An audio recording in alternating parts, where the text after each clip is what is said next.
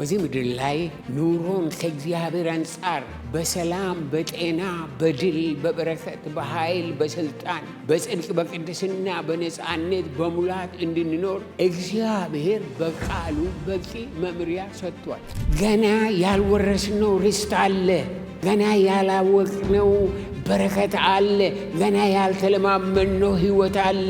ገና ያልደረስንበት ሙላት አለ። እግዚአብሔር ሰውን ብቻ በእጁ ሠራ እንጂ ሌላው በሙሉ ቃል በመናገር ያመጣቸው የፈጠራቸው ናቸው። የእግዚአብሔር ቃል ሕይወት አለው፣ ይሠራል፣ ጉልበት አለው፣ ይንቀሳቀሳል። የሚመጣውም በቴክስት በፖስታ ሳይሆን በመንፈስ ቅዱስ ነው። ያለ እግዚአብሔር ምሪት መንካት ራሱ ዋጋ ያስከፍላል። ቅርብ ነው። ይሄ የሚፈውስ ቃል፣ ይሄ የሚያድን ቃል፣ የሚፈታ ቃል፣ የሚያነጻ ቃል፣ የሚያቆም ቃል ቅርብ ነው። በውስጣችን ያለ ቃሉ ኃይል ነው። ቃሉ መድኃኒት ነው። ቃሉ ጉልበት ነው። ቃሉ ማስተዋል ነው። ቃሉ ወገኖቼ ከምናስበው በላይ ኃይል ያለው ስልጣን ያለው ነው። ታችሁን ዘመናችሁን በማስተዋል በምሪት በሙላት በእውቀት በራእይ እርሱ መስራት እርሱ ማድረግ በሚችላቸው ሁሉ ሕይወታቸው የተባረከ ይሁን። ጌታ በጊዜው ያለ ጊዜው ይናገራችሁ። ጌታ መታዘዝን ያስተምራችሁ። ጌታ ማመስገንን ያስተምራችሁ። የእስራኤል ቅዱስ እግዚአብሔር በሕይወታችሁ በዘመናችሁ ክብሩን ይግለጥ። በክርስቶስ ኢየሱስ ስም አሜን። እግዚአብሔር ይባርካችሁ። መጽሐፍ ቅዱስ የያዛችሁ ብዙዎቻችሁ ቁጭ ብላችኋል። ለምን እንደምትፈተኑ እኔ አላቅም። ለወደፊት ጎናችሁ ለተቀመጠው አትቀመጥ ብላችሁ እንድታስታውሱ። በትንቢተ ኤርምያስ ምዕራፍ 1 እናወጣለን። ትንቢተ ኤርምያስ ዛሬ ጠዋት በአጭሩ የምንመለከተው መልእክት የእግዚአብሔር ቃል የመሆናችን መሰረት የሚል ነው። የእግዚአብሔር ቃል የመሆናችን መሰረት። ይሄ ቃል ለኤርምያስ የመጣ በኤርምያስ መልእክት የመጣም ቢሆን ለእያንዳንዳችሁ እንደሆነ ሁላችሁ ልብ እንድታደርጉ እፈልጋለሁ። ሁላችሁ በጌታ በኢየሱስ ክርስቶስ ስም አነበዋለሁ። የእግዚአብሔርም ቃል ወደ እኔ እንዲህ ሲል መጣ። የእግዚአብሔር ቃል ዛሬ ይምጣላችሁ። በክርስቶስ ኢየሱስ በልባችሁ ምኞት፣ ከልባችሁ እውቀት፣ ከልባችሁ ፍላጎት በላይ ዘለዓለማዊ የሆነ የእግዚአብሔር ቃል ይምጣላችሁ። የእግዚአብሔር ቃል ወደ እኔ እንዲህ ሲል መጣ። በሆድ ሳልሰራ አውቄአለሁ። ተመልከቱ፣ እግዚአብሔር እኔንና እናንተን ያወቀን አትላንታ ከመጣን አይደል፣ በዚህ ቤተ ክርስቲያን ከመጣን አይደል። በሆድ ሳልሰራ አውቄአለሁ። ዱዩ ኖ የእያንዳንዳችንን ወላጆች የእያንዳንዳችንን ቦታ፣ አካባቢ፣ ቋንቋ፣ ባህል፣ ጾታ ሁሉ የሚያውቅ ከማኅፀንም ሳትወጣ ቀድሼአለሁ፣ ለአሕዛብም ነቢይ አድርጌአለሁ። እኔም ወዮ ጌታ ሆይ እነሆ ብላቴና ነኝና እናገር ዘንድ አላውቅም አልኩ። እግዚአብሔር ግን እንዲህ አለኝ፣ ወደምሰድህ ሁሉ ዘንድ ትሄዳለህና የማዝንም ሁሉ ትናገራለህና ብላቴና ነኝ አትበል። እኔ አድኒ ዘንድ ካንተ ጋር ነኝና ከፊታቸው አትፍራ ይላል እግዚአብሔር። በአምላክሽ እግዚአብሔርም እጁን ዘርግቶ አፌን ዳሰሰ። በናዝረቱ በጌታ በኢየሱስ ክርስቶስ ስም ዛሬ መዳሰስ ይሁንልኝ። የሁለመናችን መዳሰስ ይሁንልን። አፌን ዳሰሰ። እግዚአብሔርም እነሆ ቃሌም በአፌ ውስጥ አኑሬአለሁ። እነሆ ትነቅልና ታፈርስ ዘንድ፣ ታጠፋና ትገለብጥ ዘንድ፣ ትሰራና ትተክል ዘንድ በአሕዛብና በመንግሥታት ላይ ዛሬ አድርጌአለሁ አለኝ። የምትነቅሉት፣ የምታፈርሱት፣ የምታጠፉት፣ የምትገለብጡት በዚህ ምድር በዚህ ሕዝብ መካከል አለ። የእስራኤል አምላክ እግዚአብሔር ደግሞ ያን እንድናደርግ ኃይሉን ጉልበቱን ሰጥቶናል። ያን ያደርግ ዘንድ ክብር ለዘላለም እስከ ዘላለም። ቃሌም በአፌ ውስጥ አኑሬአለሁ። እነሆ ትነቅላለህ፣ ታፈርሳለህ፣ ታጠፋለህ፣ ትገለብጣለህ፣ ትሰራለህ፣ ትተክላለህ። በአሕዛብ መንግሥትም ላይ በቃ አንተ የእግዚአብሔር ቃል ያለው ሰው ከሁሉ በላይ ነው። እግዚአብሔር ሆይ በናዝረቱ በጌታ በኢየሱስ ክርስቶስ ስም ዛሬ ጠዋት በማዕከላችን እያንዳንዳችን ማናችንንም እንዳታልፈን፣ እያንዳንዳችንን በምንም ሁኔታ ውስጥ ብንገኝ ጌታ ሆይ እንድትናገረን እንጠይቅሃለን። በጌታ በኢየሱስ ክርስቶስ ሕያውና ዘለዓለማዊ ስም አሜን። ተባረኩ። እግዚአብሔር ባርካችሁ። የእግዚአብሔር ቃል የመሆናችን መሰረት፣ የመሆናችን መሰረት በዚህ ምድር ላይ ኑሮን ከእግዚአብሔር አንጻር በሰላም፣ በጤና፣ በድል፣ በበረከት፣ በኃይል፣ በስልጣን፣ በጽድቅ፣ በቅድስና፣ በነፃነት፣ በሙላት እንድንኖር እግዚአብሔር በቃሉ በቂ መምሪያ ሰጥቷል። በየትኛውም አቅጣጫ በጤና፣ በኢኮኖሚ፣ በኑሮ፣ በስራ፣ በነፃነት የማንመላለሰው እግዚአብሔር ምንም ስላጎደለብን አይደለም። ችግራችን ቃሉን አለማወቅና እግዚአብሔር የሚለውን አለመረዳት፣ በሱ አለመሄድ ሰው ነው።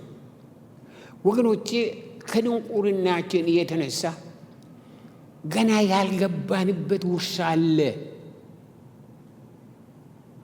ገና ያልወረስነው ርስት አለ። ገና ያላወቅነው በረከት አለ። ገና ያልተለማመንነው ሕይወት አለ። ገና ያልደረስንበት ሙላት አለ። እግዚአብሔር ያልሰጠን ነገር የለም፣ ግን ገና ያልደረስንባቸው ነገሮች አሉ። ሐዋርያው ጳውሎስ በኤፌሶን ምዕራፍ 1 ቁጥር 3 ላይ በሰማያዊ ስፍራ በመንፈሳዊ በረከት ሁሉ የባረከን የጌታችን ኢየሱስ ክርስቶስ አምላክና አባት ይባረክ ይላል። ከእግዚአብሔር አንጻር ለእኔና ለእናንተ ያልፈሰሰ ያልተለቀቀ በረከት የለም። ከእግዚአብሔር ቃል አንጻር ወገኖች ውስጣችን እነዚህም በሙሉ ይፈልጋል። እግዚአብሔርን በጸጋው አዘጋጅቶልናል። ነገር ግን እግዚአብሔር ያዘጋጀልንና እኛ የምንፈልገው ልናገኝ ሁለቱ ሊገናኝ አልተቻለም። ችግሩ አለማወቅና አለመታዘዝ ነው። አለማወቅና አለመታዘዝ ነው። እግዚአብሔር ሰማይና ምድርን የፈጠረው በቃሉ ነው። በኦሪት ዘፍጥረት ምዕራፍ 1 ስንመለከት ይህን ዩኒቨርስ ቃል በመናገር ካለመኖር ወደ መኖር አመጣቸው። እግዚአብሔር ሰውን ብቻ በእጁ ሰራ እንጂ ሌላው በሙሉ ቃል በመናገር ያመጣቸው የፈጠራቸው ናቸው። የእግዚአብሔር ቃል እግዚአብሔር እኔና እናንተን ቃል በመናገር አይደለ የፈጠረን፣ በእጁ ነው የፈጠረን። እኛ የእግዚአብሔር እጅ ስራዎች ነን። የእግዚአብሔር መልክ አለን። እግዚአብሔር መልክ አለን። ጌታ ኢየሱስ ክርስቶስ ራሱ ከዘላለም ዘላለም የመጣው ቃል ሆኖ ነው። ዛሬም ቢሆን እግዚአብሔር በምድር ላይ ስራውን የሚሰራ በቃሉ ነው። የእግዚአብሔር ቃል ወደ ሙሴ መጣ። የእግዚአብሔር ቃል ወደ ኢያሱ መጣ።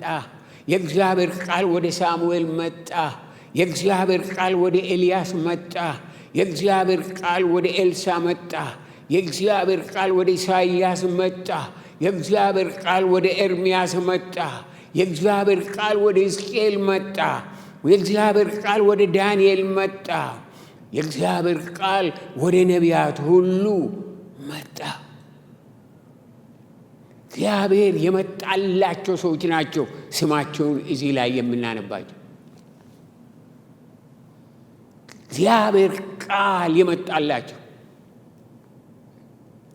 እግዚአብሔር ቃል መጣላቸው፣ እነሱም ደግሞ ተቀበሉት። ስለዚህ ነው እዚህ ላይ የተጻፈው።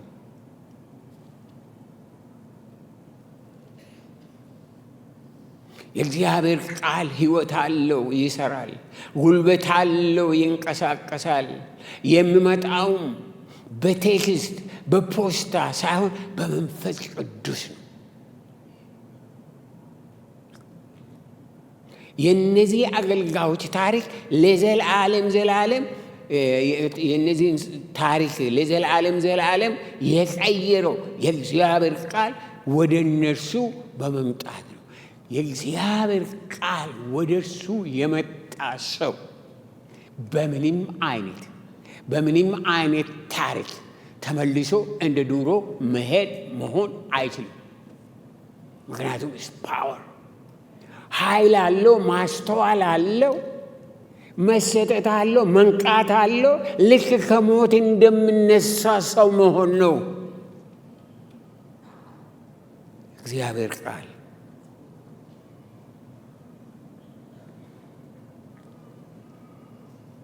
የእነዚህን አገልጋዮች ታሪክ ለዘላለም ዘላለም ጌታ የቀየረው ቃሉን ወደ እነሱ በመላክ ነው።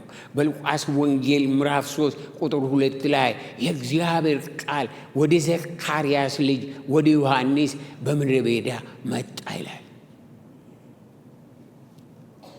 የት እንደሆናችሁ አይደለም፣ የልብ ሲቹዌሽን የልብ አቋም እንጂ እኛ የት እንደሆነ አይደለም። ይህ ሰው በበረሃ እያለ የእግዚአብሔር ቃል መጣለት። ያ የእግዚአብሔር እንደሆነ አወቀ። ብዙም ጊዜ ግራ ሲገባን ምን እንደምናደርግ ሳናውቅ ስንቀር እግዚአብሔር ምንድን ነው ዝም አለ ምናምን እንላለን። እግዚአብሔር ዝም የሚልበት ዘመን የለም ወገኔ። ነገር ግን ጸጥ ብለን ምንም ባይሰማን ምንም ባይመስለን ይህንን ቃል ማንበብ ያዋጣል። ይህን ቃል ማንበብ ያዋጣል።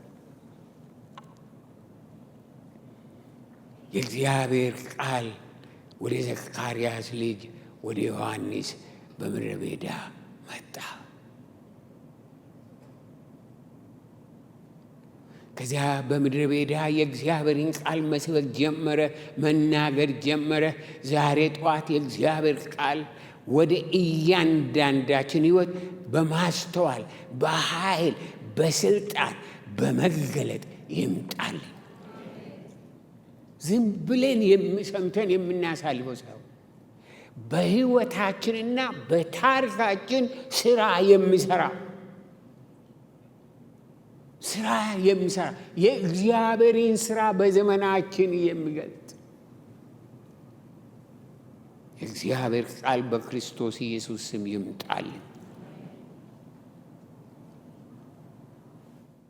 ለእኔና ለእናንተ የእግዚአብሔር ቃል በክርስቶስ ኢየሱስ በሙላት በመንፈስ ቅዱስ በሙላት መጥቶልናል። መጽሐፍ ቅዱስ የእግዚአብሔር ቃል ወደ እያንዳንዳችን ቅርብ እንደሆነ ይናገራል። እግዚአብሔር ቃል እስቲ ኦሪት ዘዳግም ምዕራፍ 30 አውጡ።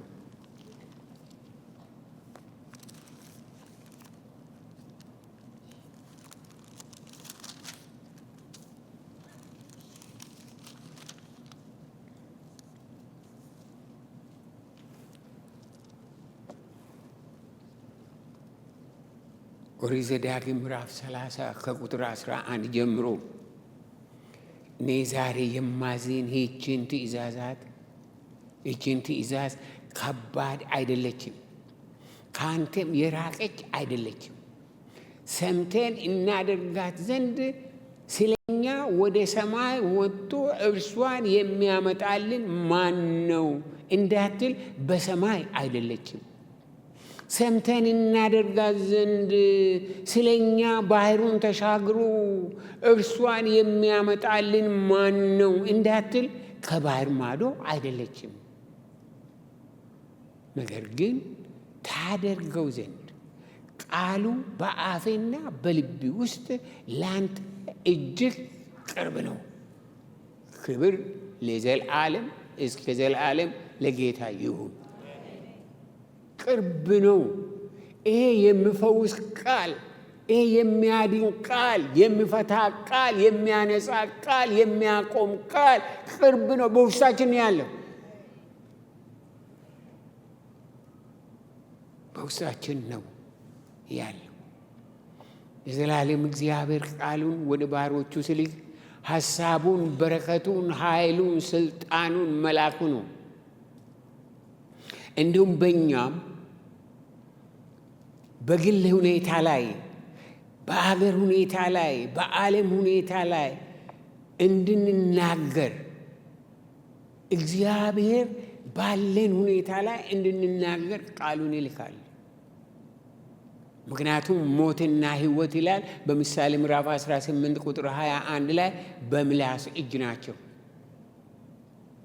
ሰዎች በሁኔታቸው ላይ ሲናገሩ በሁኔታቸው ላይ ድልን፣ በሕይወታቸው ላይ መንገድን፣ መፍትሄን ያውጃሉ።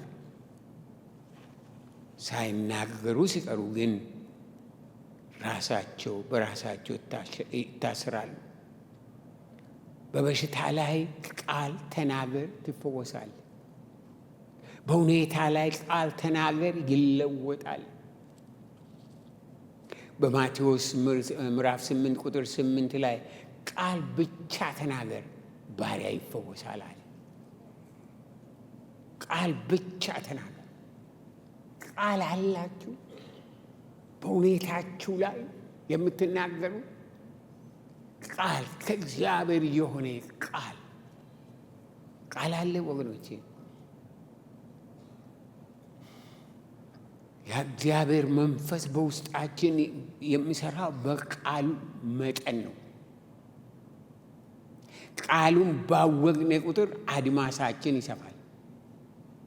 ቃሉን ባወቅነ ቁጥር ራእያችን ያድጋል። ቃሉን ባወቅነ ቁጥር እምነታችን ይጨምራል። ቃሉ ኃይል ነው። ቃሉ መድኃኒት ነው። ቃሉ ጉልበት ነው። ቃሉ ማስተዋል ነው። ቃሉ ወገኖቼ ከምናስበው በላይ ኃይል ያለው ስልጣን ያለው ነው። እግዚአብሔር ቃል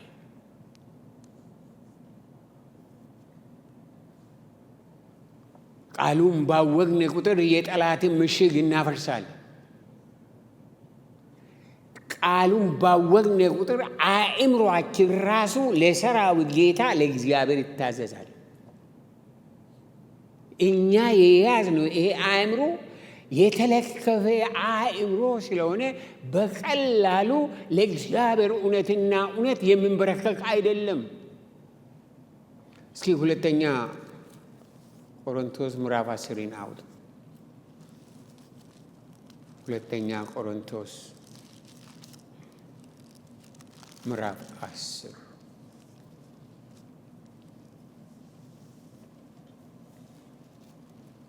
ከቁጥር 3 ጀምሮ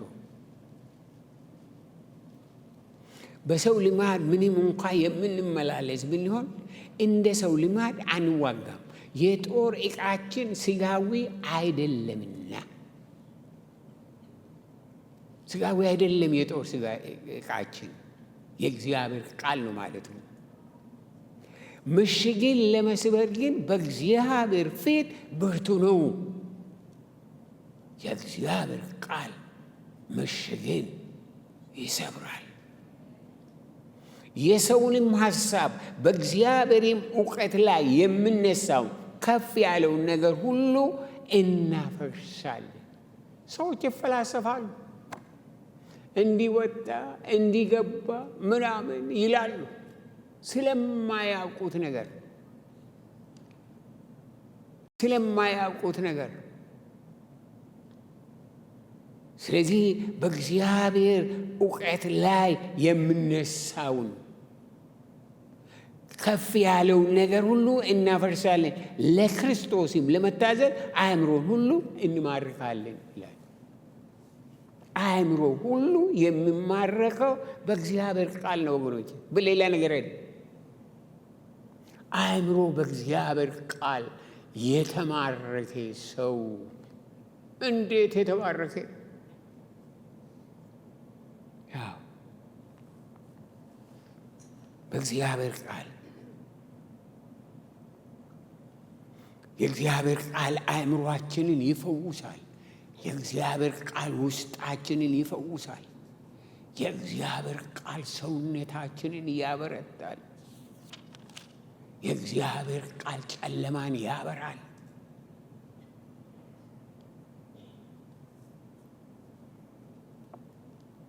የእግዚአብሔር ቃል ሰይፍ ነው።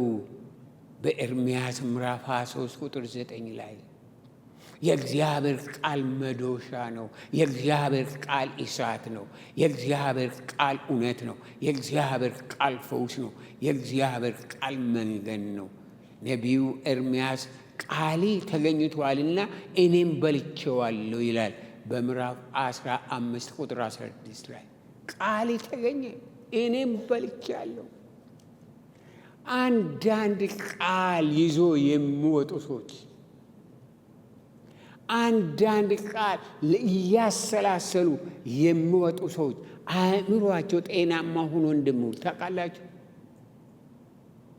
አእምሯችን በብዙ ነገር ዝም ብሎ እንደው ከውጣ ውረድ ከማለት በእግዚአብሔር ቃል ያተኮረ የእግዚአብሔር አእምሮ የሰው አእምሮ ጤናማ አእምሮ ነው። እግዚአብሔር ያን ያስተምረን እግዚአብሔር የእግዚአብሔርን ቃል መብላት የሚያስፈልገው ወገኖቼ ለብዙ ነገር ነው። የህይወት ትርጉም፣ ጽናት፣ ስኬታማነት በዛ ውስጥ ነው። እግዚአብሔር ለልጆቹ በየዘመናቱ የተናገራቸው በዚህ ሂዱ ነው ያለው። ለእኔና ለእናንተ ሌላ መልስ የለውም፣ ሌላ መንገድ የለውም።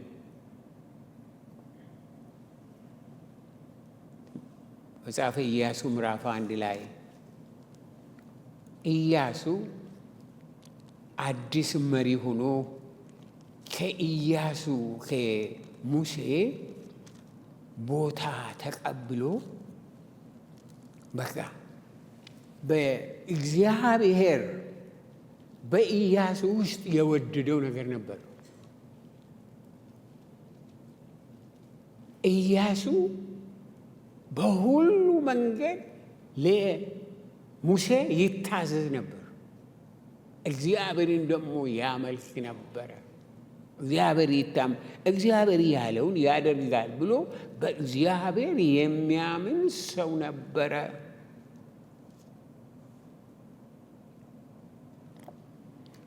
ከቁጥር 5 ጀምሮ ኢያሱ ምዕራፍ 1 ቁጥር 5 ጀምሮ በሕይወቴ ዕድሜ ሁሉ ማንም አይቋቋምም። ዋት መሴጅ! እንዴት አይነት! እስኪ አስቡ። ትንሽ ቁጭ ብላችሁ አስቡ፣ እናስብ ወገኖቼ። በሕይወቴ ዕድሜ ሁሉ ማንም አይቋቋመኝም ብላችሁ አስቡ። ማንም አይቋቋመኝም ማለት ለምን? ከሙሴ ጋር እንዲሁ ከአንተ ጋር ይሆናለሁ። እግዚአብሔር ከኛ ጋር ከሆነ የሚቋቋመን ስለሌለ ነው። አልጥልህም አልተውም፣ ለአባቶቻቸው እሰጣቸዋለሁ ብዬ የማልሁላቸው ምድር ለዚህ ሕዝብ ታወርሳለና ጽና፣ አይዞ። ነገር ግን ጽና፣ እጅግ በርታ፣ ባሪያዬ ሙሴ ያዘዘን ሕግ ሁሉ ጠብቅ፣ ቃሉን ጠብቅ። ወገኔ ቃሉን ጠብቅ፣ ቃሉን እንጠብቅ። አድርገውም በምትሄድበትም ሁሉ እንዲከናወንልህ ወደ ቀኝም ወደ ግራም አትበል። ዛሬ ሰዎችን በጣም የሚያደርገው ሰዎች ወገኖቼ ከግራና ከቀኝ ልዩ ድምፅ ይመጣላቸዋል፣ ልዩ ምክር ይመጣላቸዋል። እግዚአብሔር ባለው መንገድ አይሄዱም። አትንካ፣ እግዚአብሔር ካለ አትንካ፣ በቃ አለቀ። አትሂድ፣ እግዚአብሔር ካለ አትሂድ።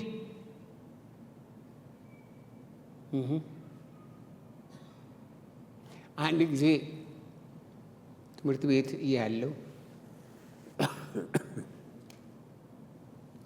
ቅዳሜ ከሰዓት በኋላ ወደ ላይብረሪ ሄጄ በዓለም አካባቢ የምሆነውን ነገር አነባለሁ። ሌላ ጊዜ ስራ ስለሚበዛ አይመቸኝም ነበርና እነዚህ ከዓለም የመጡ ጋዜጠኞች፣ መጽሔቶች በሙሉ ተደርድረዋል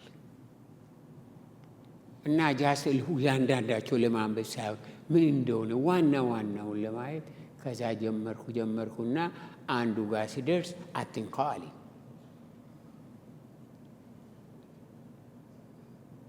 ታውቃላችሁ፣ እሱ አትንካ ባለ ጊዜ ልቤ በሙሉ ወደዛ ሄደ። አለፍኩ። ምንድን ነው አትንካ ያለው? ምን ነው አትንካ ያለው? ጨረስኩ። ምንም ጨረስኩ አይባልም፣ ነገሬ ዘቀር። ከዛ ምናምን ብዬ ወዲም ብዬ አረሳሳውና ሄጄ ምንድን ነው እዛ ውስጥ ያለው? ምንም አልነበረም። ቱ ቢሆነስት ያም በነካው ጊዜ ግን አንድ ትልቅ ቅጣት በእኔ ላይ መጣ።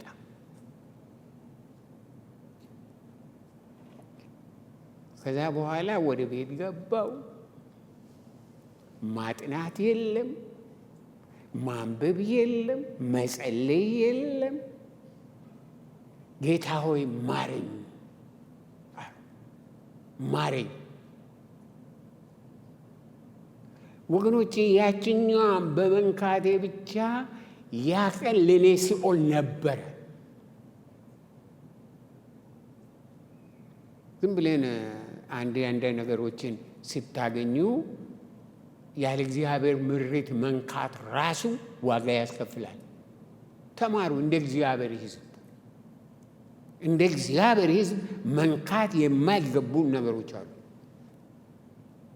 የአሁኑ መጽሔቶች፣ በአሁኑ ጊዜ እንኳ ምን መጽሔት አለ? በሁሉ ነገር በስማርትፎን በዓለም አካባቢ እየመጣ ያለው እጅግ የሚያሳዝን ነው። አትንካ ካለ አትንካ፣ አትይ ካለ አትይ።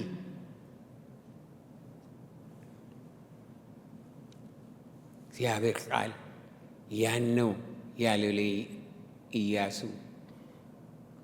በምትሄድበት ሁሉ እንዲከናወንልህ ወደ ቀኝም ወደ ግራም አትበል፣ የዚህ ሕግ መጽሐፍ ከአፍህ አይለይ፣ ነገር ግን የተጻፈበትን ሁሉ ትጠብቅና ታደርግ ዘንድ በቀንም በሌሊትም አስበው፣ የዛን ጊዜ መንገድ ይቃናልሃል ይከናወንልሃል። በምትሄድበትም ሁሉ አምላኬ እግዚአብሔር ከአንተ ጋር ነውና ጽና፣ አይዞህ፣ አትፍራ። የእስራኤል ቅዱስ እግዚአብሔር ወገኖቼ ዛሬ የምጸልይላችሁ በእያንዳንዳችሁ ላይ ይህ የእግዚአብሔር ቃል የሕይወት መምሪያ ሆኖ የሕይወት ፈውስ በሕይወታችሁ መገለጥ ሆኖ በሕይወታችሁ ራእይ ሆኖ በክርስቶስ ኢየሱስም በእያንዳንዳችሁ ላይ ይገለጥላችሁ። በጌታ በኢየሱስ ክርስቶስም ዛሬ በቃሉ የምትገቡበት ቃል ኪዳን ይኑር። ከቃሊ ውጪ አልወጣም። ከቃሊ ወደ ቀኝም ወደ ግራም አልልም። ከቃሊ ያለ ምንድን ነው? ይሳካልሃል አለ። ያ ከሆነ ይሳካልሃል አለ። እግዚአብሔር የስኬታማነትን መንገድ ነግሮናል። ስለዚህ ይሄንን ነገር እንዳንረሳ። መዝሙር ዳዊት በመዝሙሩ ምዕራፍ 1 ላይ እንዴት አይነት ምክር ሰጠ! ይህንን እስኪ እንደው በሚገባ አንብቡት።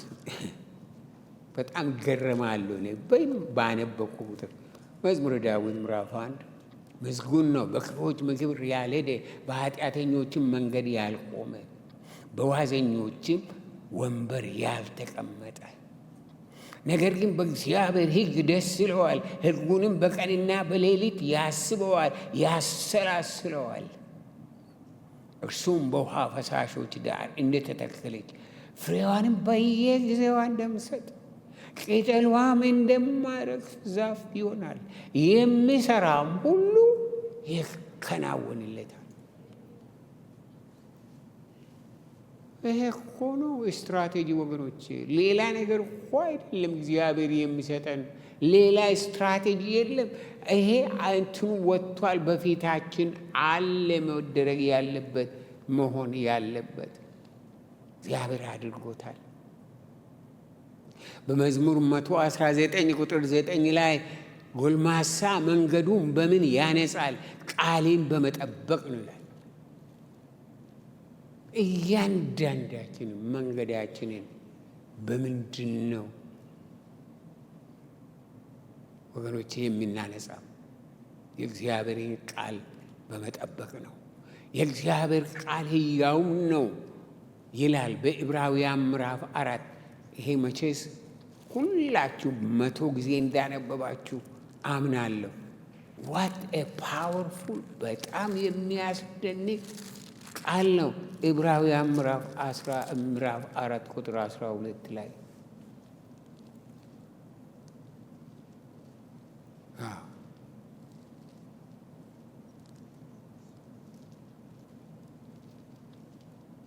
ክብር ለእግዚአብሔር ይሁን። የእግዚአብሔር ቃል ሕያው ነውና የሚሠራ ሁለትም አፍ ካለው ሰይፍ ሁሉ ይልቅ የተሳለ ነው፣ ነፍስንና መንፈስንም ጅማትንና ቅልጥምንም እስኪለይ ድረስ ይወጋል፣ የልብንም ስሜትና ሐሳብ ይመረምራል። የእግዚአብሔር ቃል እኛም በሚቆጣጠር በእርሱ ዓይኖቹ ፊት ሁሉ ነገር የተራቆተና የተገለጠ ነው እንጂ በእርሱ ፊት የተሰወረ ፍጥረት የለም ይላል የእግዚአብሔር ቃል። ወገኔ ዛሬ አንተ የት ነህ? የእግዚአብሔርስ ቃል የእግዚአብሔርስ ቃል በመዝሙረ ዳዊት ምዕራፍ 90 ላይ 1 ላይ በልዑል መጠጊያ የሚኖር ሁሉን በሚችል አምላክ ጥላ ውስጥ ያድራል። ጠዋት እንዳነበብነው እግዚአብሔር እረኛዬ ነው። በምንድን ነው እግዚአብሔር እረኛችን የሚሆነው? በቃሉ ነው። አትሂድ፣ አትንካ፣ አታድርግ እያለ ነው እግዚአብሔር የሚመራን። እግዚአብሔር እረኛ የሚሆነው በቃሉ ነው። ስለዚህ ይህንን ነገር እኔና እናንተ በክርስቶስ ኢየሱስ ስም ምን እንደሆነ ኃላፊነታችን፣ ዘመናችን ምን እንደሆነ ወገኔ በእግዚአብሔር ቃል ነው። በእግዚአብሔር ቃል ከገባን አለቀ አለቀ። መልስ አለ፣ ፈውስ አለ፣ መንገድ አለ፣ ትንሣኤ አለ።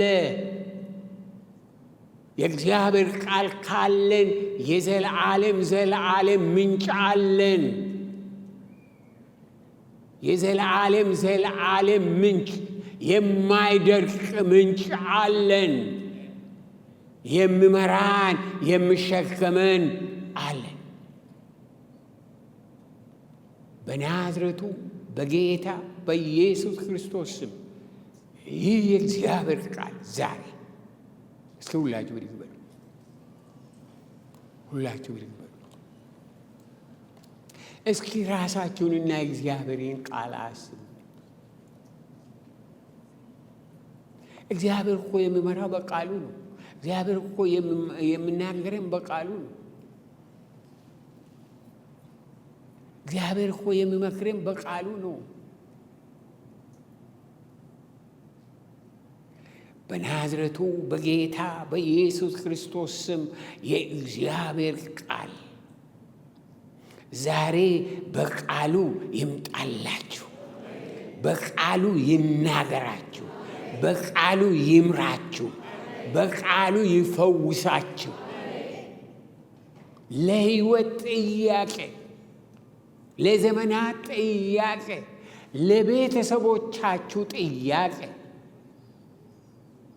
በናዝሬቱ በጌታ በኢየሱስ ክርስቶስም ዛሬ የእግዚአብሔር ቃል ይምጣላችሁ። አንዳንዶቹ የመጣው በበረሃ ውስጥ እያሉ ነው። በጥያቄ ውስጥ እያሉ ነው።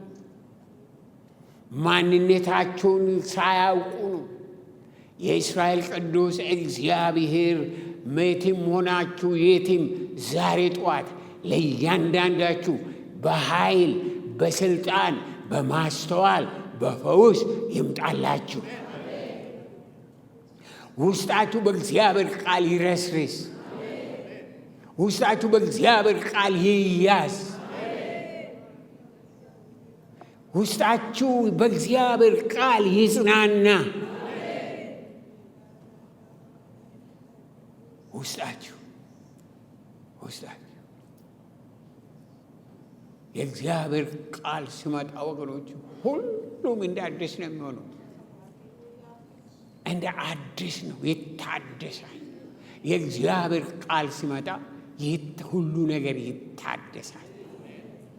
እግዚአብሔር አእምሯችሁን ያድስላችሁ፣ አንደበታችሁ ይታደስ። የእግዚአብሔር ቃል ከአንደበታችሁ አይውደቅ።